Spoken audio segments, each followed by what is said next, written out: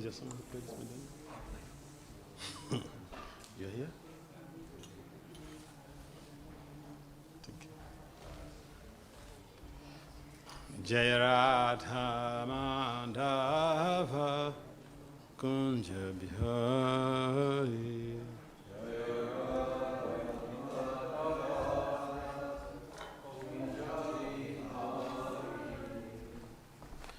Gopijana Vallabha Girivardhari.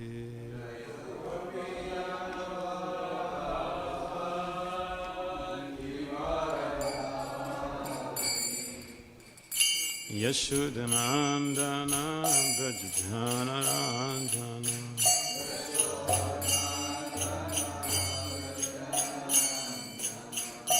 Yashodanandana Brajjana Ranjana.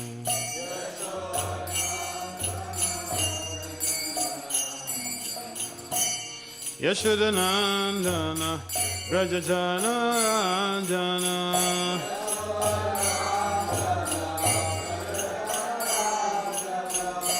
Yashodanandana Brajjana Ranjana.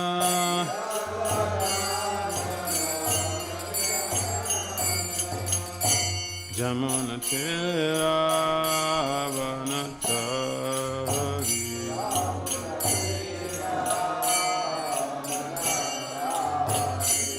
Jamuna Tira Vanatari.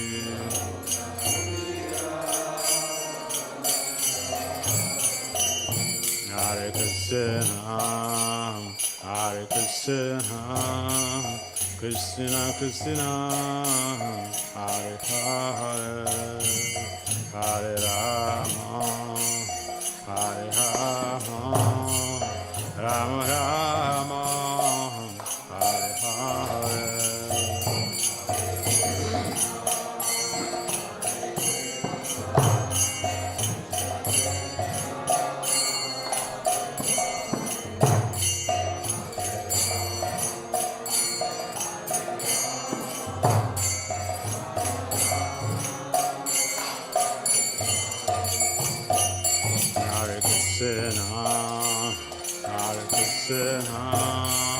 Krishna Krishna, Hare Hare, Hare Rama, Hare Rama, Rama Rama, Hare Hare.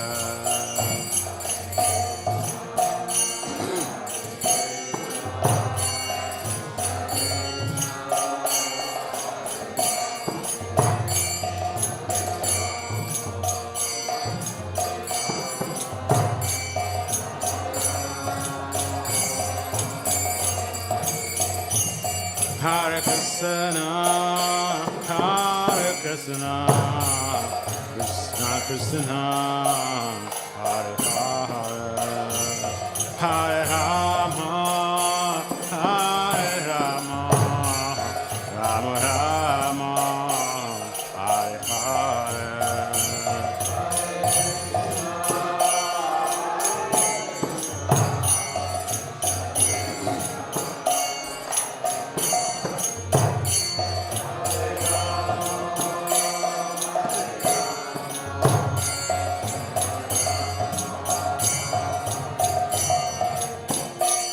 Hare Krishna, Hare Krishna, Krishna Krishna, Hare Hare, Hare Rama, Hare Rama, Rama Rama, Hare Hare.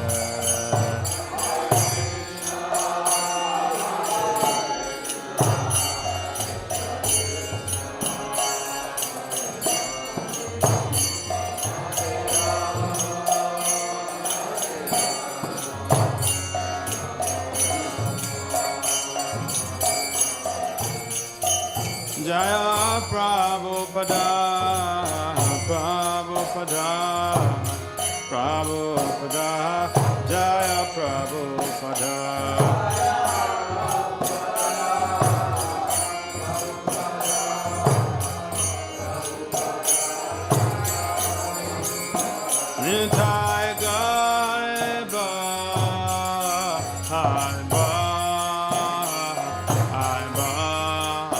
Haribo.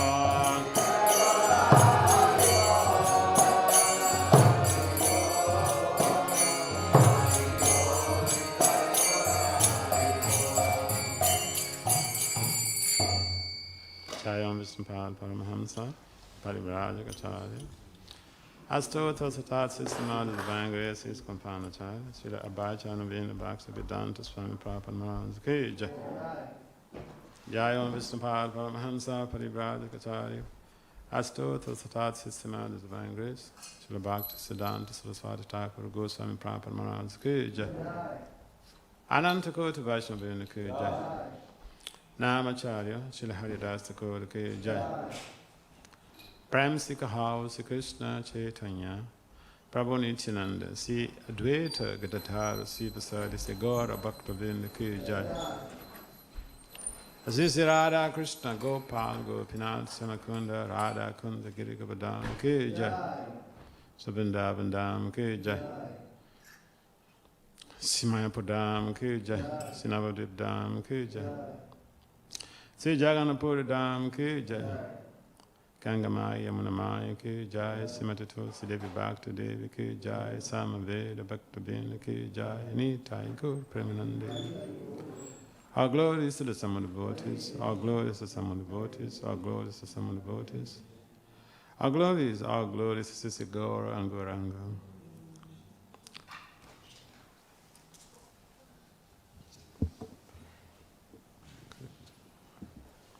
Om Namo Bhagavate Vasudevaya. Om Namo Bhagavate Vasudevaya. Om Namo Bhagavate Vasudevaya. Narayanam Namaskritya. Naram Cheva Naruttama. Devim Saraswati Vyatsa. Tattva Jaya Mudirayat. Nastra Pai Subhadrisu. Nityam Bhagavata Sevaya. Bhagavati Uttama Sloke.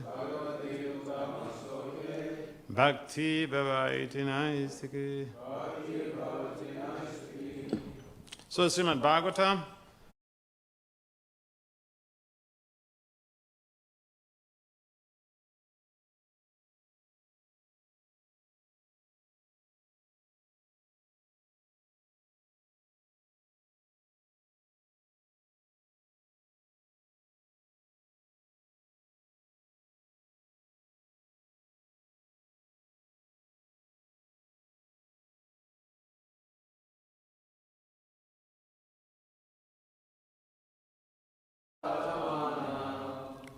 Brajasriyo Dibri Anupravrita.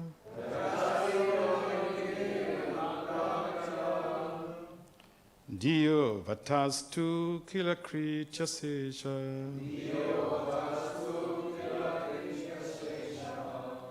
Yasyanuraga Prutaha Sarasa.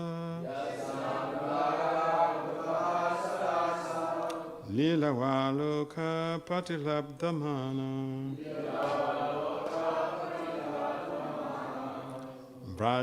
Brajasya Dribi Anupravrita. Dio Vatastu Kilakritya Sesha.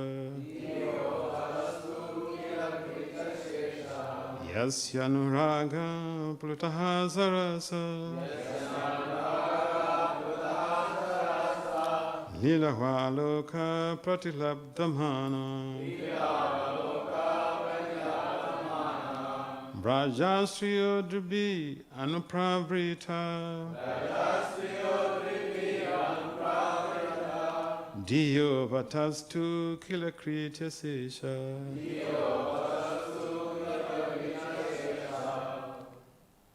So on, try.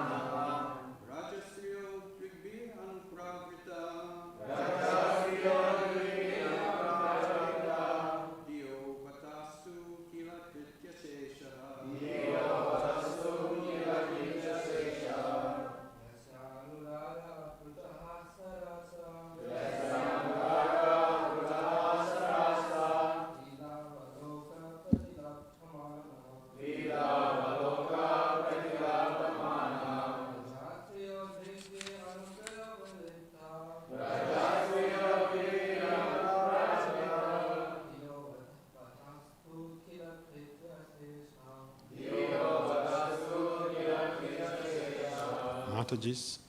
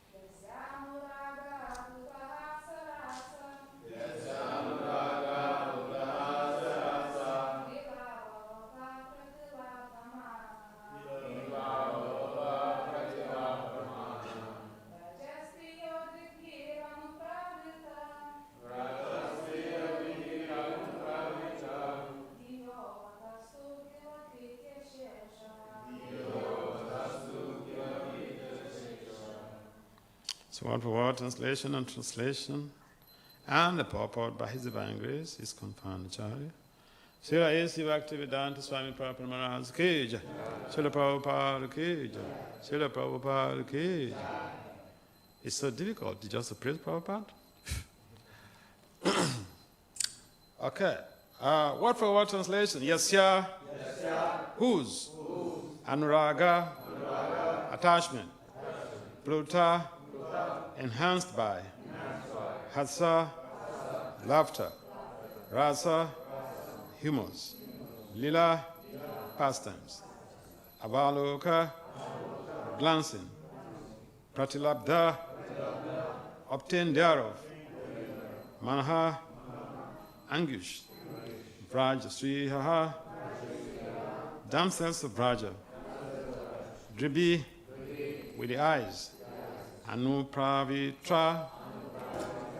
Following. Diha.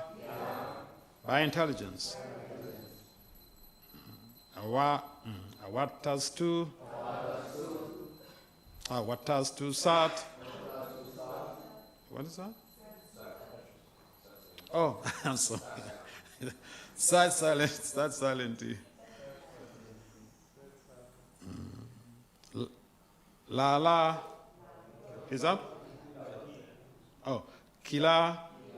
Indeed. Kritya Seshaha. Without finishing household duties.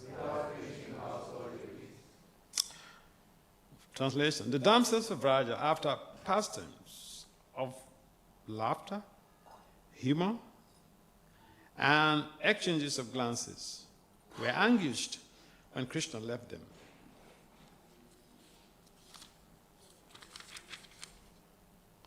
They used to follow him with their eyes, and thus they sat down with stunned intelligence and could not finish their household duties. Please kindly respond for repeat. The damsels of Vraja, after pastimes of laughter, humor and exchanges of glances, were anguished when Krishna left them. They used to follow him with their eyes. And thus they sat down with stunned intelligence and could not finish their household duties. Purport. In his boyhood at Vrindavan, Lord Krishna was notorious as a teasing friend in transcendental love to all the girls his age. His love for them was so intense that there is no comparison to that ecstasy. And the damsels of Vraja were so much attached to him that their affection excelled that of the great demigods like Brahma and Shiva.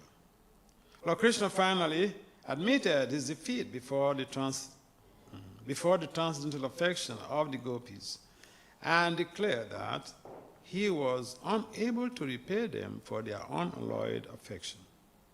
Although the gopis were similarly anguished by the Lord's teasing behavior, when Krishna would leave them, they could not tolerate the separation and used to follow him with their eyes and minds. They were so stunned by the situation that they could not finish their household duties. No one could excel him even in the dealing of love exchanged between boys and girls. It is said in the revealed scriptures that Lord Krishna personally never goes beyond the boundary of Vrindavan. He remains there eternally because of the transcendental love of the inhabitants. Thus, even though he is not visible at present, he is not away from Vrindavan for a moment. Om Gyana Timirandasya, Gyana Janasalakaya, Saksoda Meditam Jena Tasmai, Si Gurave Namaha, Suchetayam and Om Vista, Stapitam Jena Bhutali, Swayam Rup Kadamaya, Dadati Swa Padantika. Vande Sri Krishna Chaitanya, Nityananda Sahodato, Godadai Puspavanto, Chitu Chabditaman. Jaya Sri Krishna Chaitanya, Prabhu Nityananda, Si Advaita, Gadadhar, Sivasadi, Gaura Bhaktivedanta. Hare Krishna, Krishna Krishna, Hare Hare, Hare Rama, Rama Rama, Hare Hare. Namo Vishnu Padaya Krishna Pistaya Bhutale, Srimati Bhaktivedanta Swami Itinam. Namaste Saraswati Devi Gauravani Picharine, Nirvisesa Sonyavadi Pashatya Disatari. Vanchakalpatari Becha, Kripasim Becha, Patitanam Pavam, Vaishnavi Bhyo, Namo Namaha. So,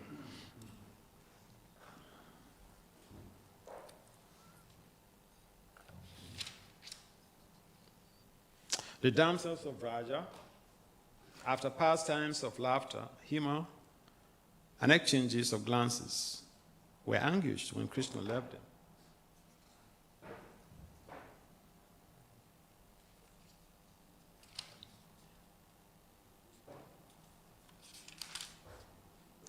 They used to follow him with their eyes, and thus they sat down with stunned intelligence and could not finish their household duties. So, this chapter basically is about remembering Krishna and his Leelas. Specifically here, it's about his pastimes with the damsels of Braja. Now, we understand traditionally that the damsels of Braja were just ordinary village girls. But are they really ordinary village girls?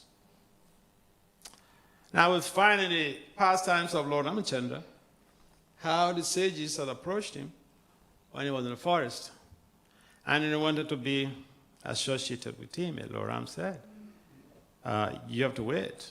I'm already having a wife, and in this Leela, and this my advent, just one woman, one wife, no companions. So you have to wait. When Advent, when I come in my original form as Lord Krishna, yeah, you can be with me in a form of my gopis. So we find from our own scriptures, the gopis, majority of them even come directly from the spiritual world. And so if someone has attained perfection, we can't say that they are ordinary village girls, innocent village girls who don't have any understanding, who don't have any knowledge. In fact, again, our own scriptures reveal the very profound knowledge base of these gopis. Some of them are specialized in different fields, and they're very much perfected in whatever they do. So it takes a lot of skills development to be able to perfect in any field of human endeavor. And if you perfect in any field of human endeavor, you cannot be ascribed to be ordinary, because it entails a lot of high-profile learning, and that requires perfection. So, even the humors that we're talking about, the laughter, and their love for Krishna, it has been something that has been accumulated over years. Lord Brahma mentions Krita Punya Punja. After millions and millions of lifetimes of endeavor on the spiritual path, one can accumulate Krita Punya Punja that will enable that person to become a cowhead boy or a cowhead girl. And here in this very text is specifically addressing the situation where the gopis were stunned because Lord Krishna, although he loved them so much, he left. If someone loves you so dearly and, he's gone, you find this in ordinary dealings. Someone is in love and said they have a scholarship to go and do maybe a doctoral program overseas or some other place. They have been awarded some scholarship. And so, the family members, they're very happy. The wife is very happy, or the husband is very happy. But as they go to the airport, they burst out crying. Force of separation. So, in the case of the gopis, also, Krishna was very affectionate towards them. They were very much inclined towards Krishna in love and relationship. In fact, they couldn't do anything other than thinking of Krishna 24 hours. So that is very intense. And again, in this text, it's mentioned that this love for Krishna has created a situation where they are not able to even perform fully their household duties. And so the thinking, feeling, and willing of the gopis, we are purely focused on Krishna. And this is what Krishna requires of his devotees. Mam mana bhavama bhakta mam yajji mam namaskuru. Always to think of him. And the gopis are perfect examples of this very phenomenon of constant meditation on Krishna.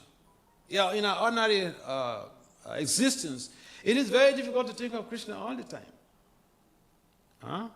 To engage our mind always thinking of Krishna, it's just a big challenge. Therefore, by the mercy of the legacy of Srila Prabhupada, he set up the ISKCON society, or the Hare Krishna movement, in such a way that we can always engage our minds in thinking of Krishna in the form of services.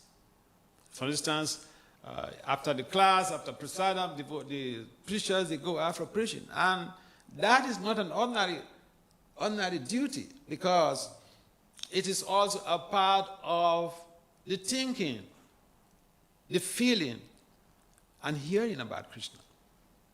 Because when you go out to preach, you're talking about who? Krishna. And so Prabhupada, I was just listening to one of his talks, and he said, the book distribution is the highest service anyone can do in this movement. Why? Because most of us came into this movement through his books. I remember my case when I was a young child. So I was asking so many questions that I couldn't get answers from teachers, from family members, or whatever. And then when I attained the age of 20, my family members, they told me, you asked too many questions, now go into the world, you're an adult, now go into the world and figure out answers to your questions. And then I met, when I was in the judiciary, in Department of Justice, I met one devotee. I was coming back from work one day, I was going to my house, and I met one devotee on the road. He was just putting on the chadar, putting on the chadar with all this tilak and all these things. So, and people were just, scared of him. Like he was like in this place, and this is the road, and people who saw him, they like swerve, they meander the other way. So I like the things that people are afraid of. So I went directly to him. I was a young man in my early 20s, so I went directly to him and challenged him. What are you doing here?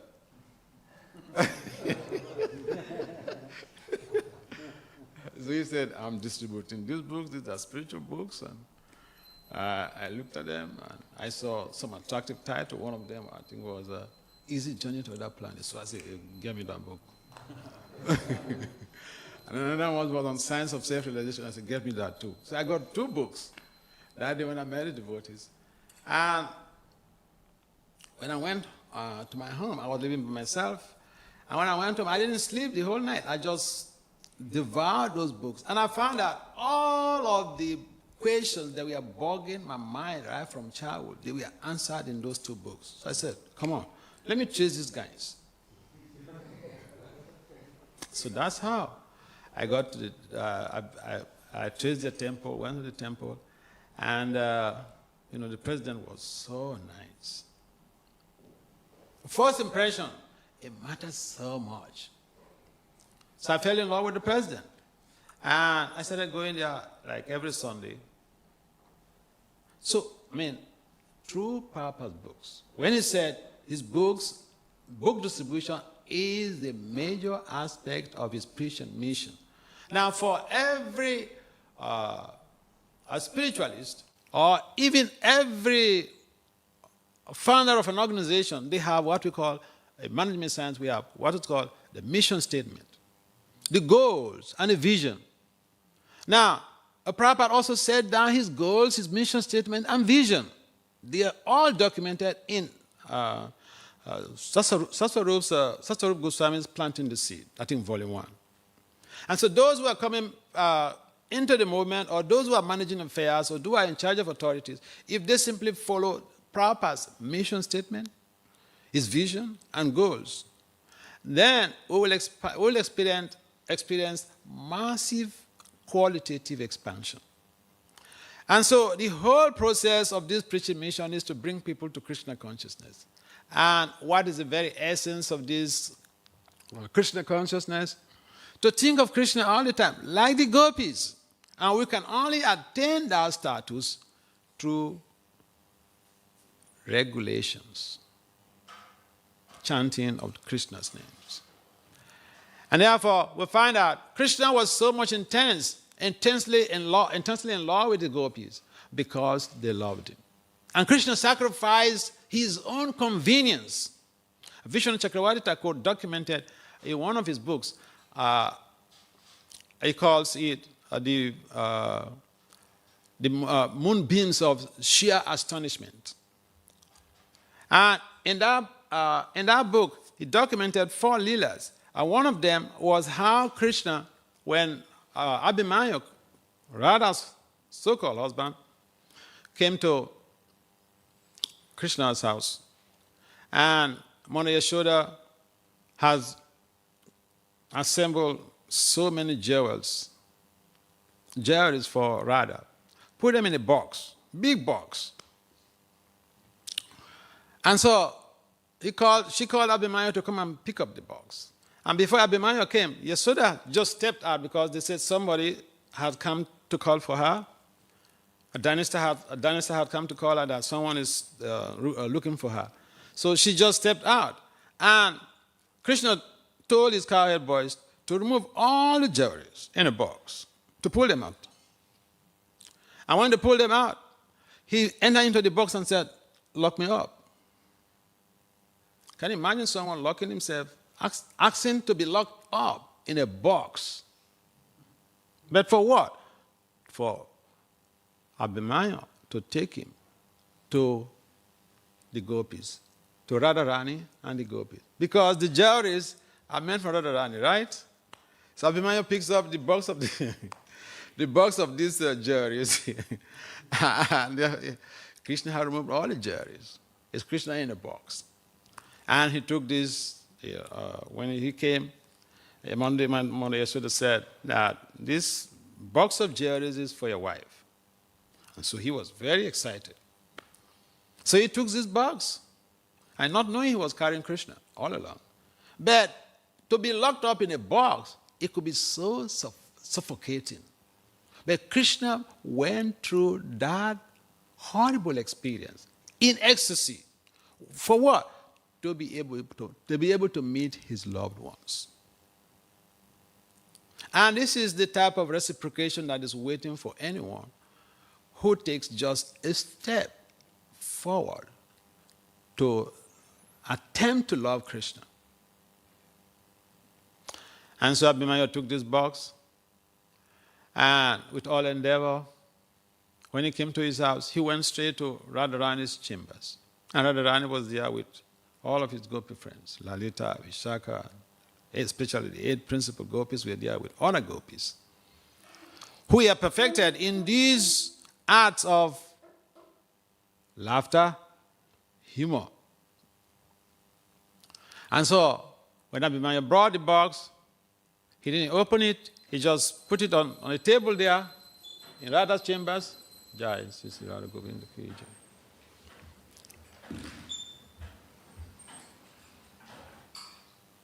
He put the box down on a table in Srimati Radharani's chambers where all the gopis were there. And they were very much excited that, they got some gift from Mother Yashoda for Radha. But when they opened the box, Krishna jumped out.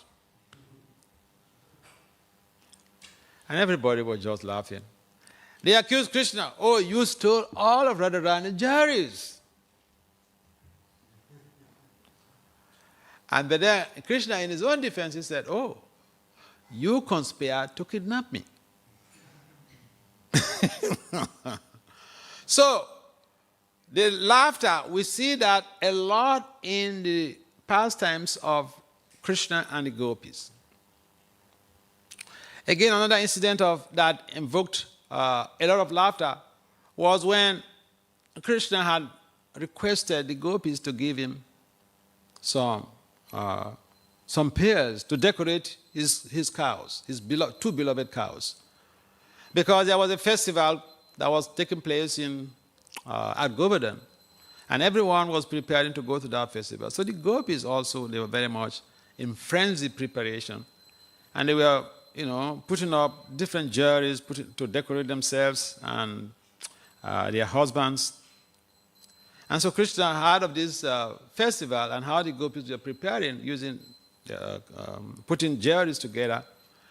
And so he sent a message to the gopis that he needed some pears to decorate his cows. And then the gopis completely ignored him. So he said, oh, because you are intoxicated by this your adolescent beauty, that's why that has blocked your ears, you can't answer me. And then they burst into laughter, a protracted laughter, and Krishna just tolerated.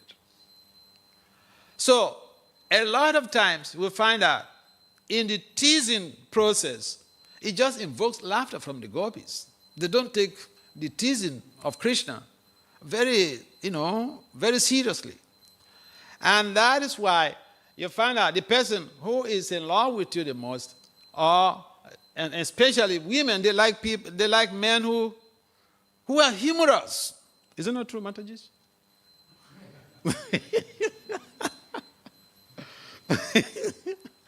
So the gopis, they love Krishna because he makes them to laugh. If even they are in a bad mood, they come to Krishna, Krishna will tease them and they will laugh. And so, laughter is part of the inner nature of Krishna. And another situation that reflects on this phenomenon of laughter, even in Krishna's very past time, when Krishna was on a hitchhike with Balaram and another of his friends, Satyaki. Balaram, Satyaki, and Krishna, they were traveling by road, walking. And so they were overtaken by the night, so they decided to sleep in one place. But it was by a jungle. So they decided to get one of them to be awake to guide the rest, 2 other people who are sleeping. We're talking about the phenomenon of laughter. Now, Satyaki was the first person who was to do that duty of guiding the two people who were sleeping. That means Krishna and Balaram. And so when Krishna and Balaram went to sleep and Satyaki was guiding, a big demon came and requested Satyaki that, introduced himself to Satyaki that he's a human eater. Now, he could eat all of them, the three of them. But if Satyaki allows him to eat only his friends who are sleeping, he will spare him. So Satyaki was so angry, and he challenged the demon to a fight. And so as they were fighting, this demon was becoming larger and larger, corresponding to how Satyaki was being angry. The more he became angry, the more the demon becomes enlarged in height and breadth. So at some point in time, he couldn't even see the face of the demon anymore. He was fatigued. And then it was time for Balaram to take over. So he went to sleep and Balaram took over to guide. And then the demon, again he came and introduced himself just like he did to Satyaki. Balaram also couldn't contain himself. He became angry and he challenged him to a fight. How could you even think of this, telling me you want to eat my brother and my friend to spare me?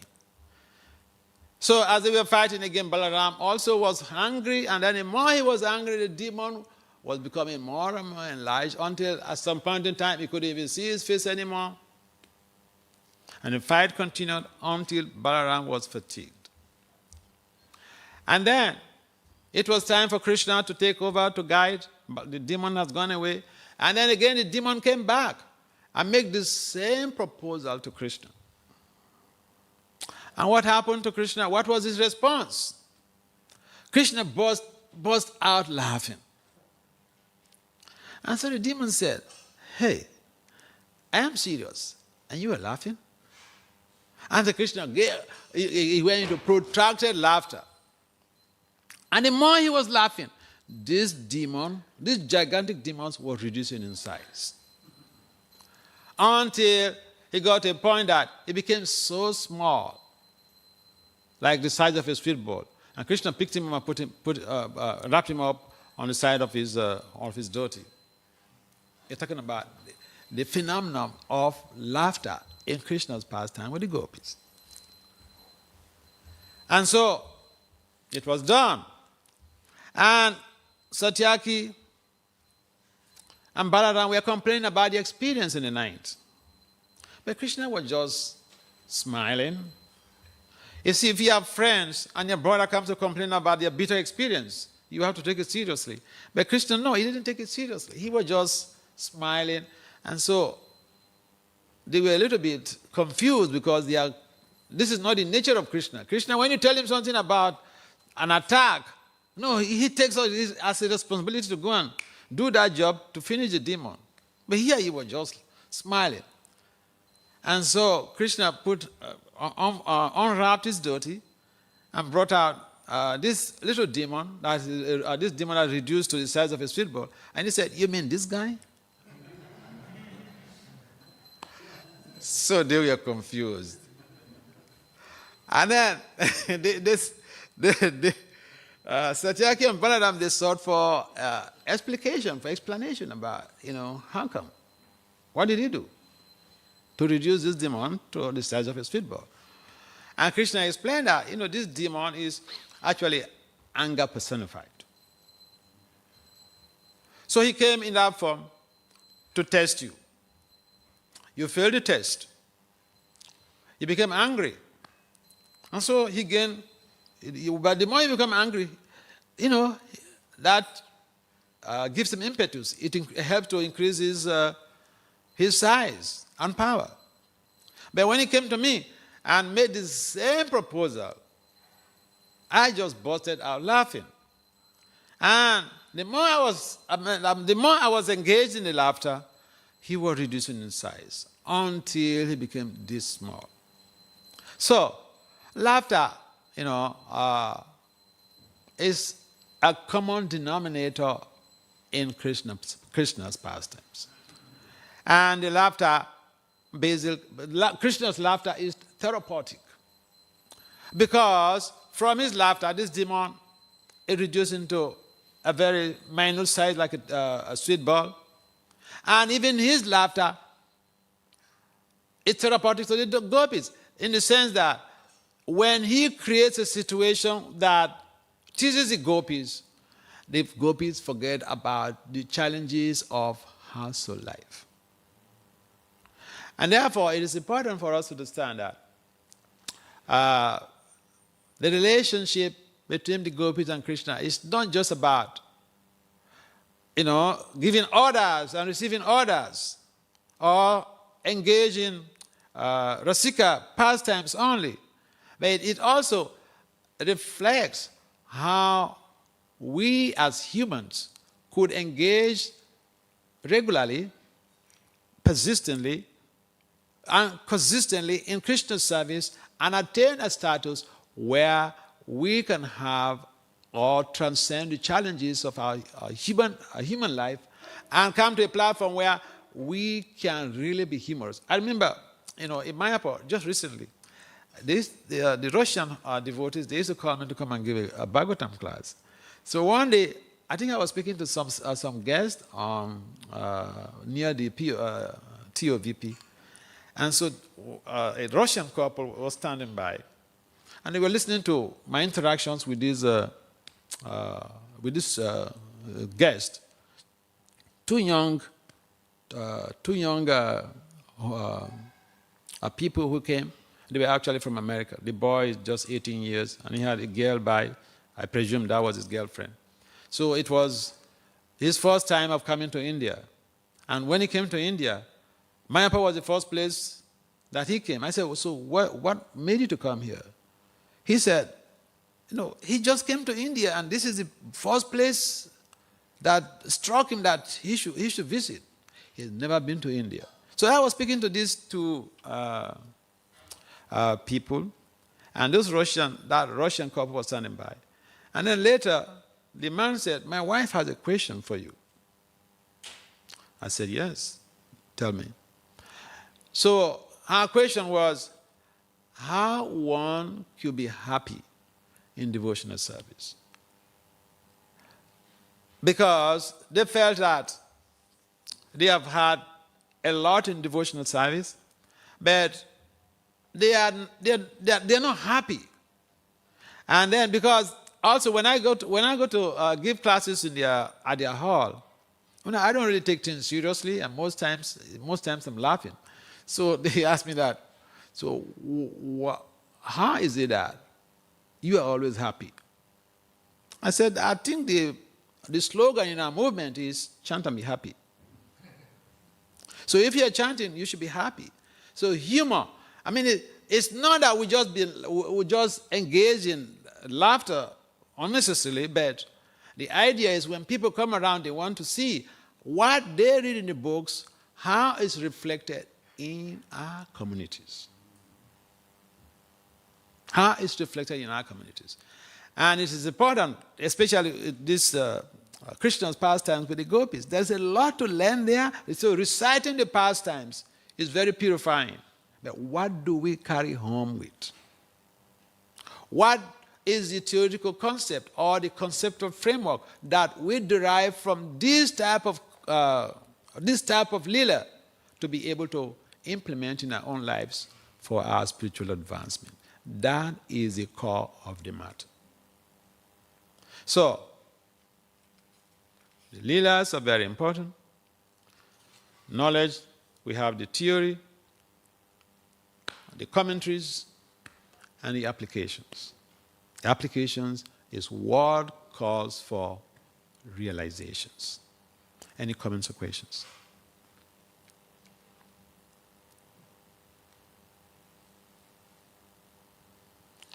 All right, in the absence of any, okay.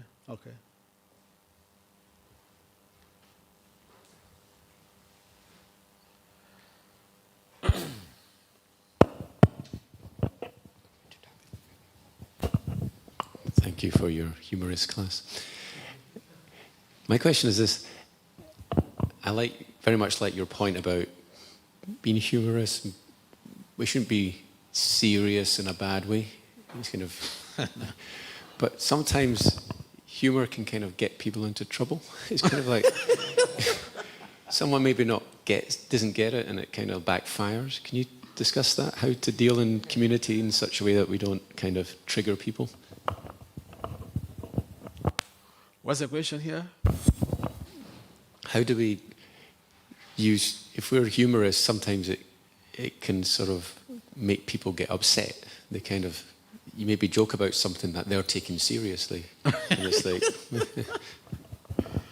yeah, that's what I mentioned, that we can't be unnecessarily engaged in laughter or humor, because some people may not understand why you are humorous. I mean, it's like the question of Krishna and Balaram. I mean, Balaram and Satyaki. They are serious. There's something serious. They have a bad experience. And they are telling Krishna, and Krishna was just smiling and all this stuff. So they were uncomfortable with that. Yeah, so I understand your point. And therefore, we have to see how the mood of the person that we're dealing with. See, this is my strategy. I'm highly adjustable. Why? Because I have to deal with situations or with people that, in most cases, they are not malleable. They are not adjustable. And so I have to adjust myself to be able to suit their purpose. And that is one of the essence of leadership. Because if you expect people to adjust themselves to suit your purpose, there will always be a conflict.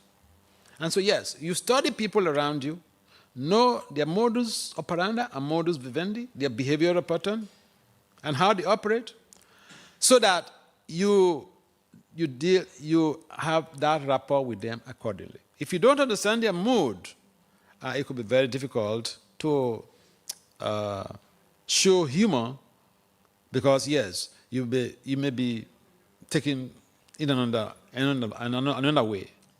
So understand the people around you first. Try to get close to people, understand their ways, then it becomes easy to relate with such people. All right, in the absence of any other comments, the time is already up. Srila Prabhupada ki jai. Srimad Bhagavatam ki jai.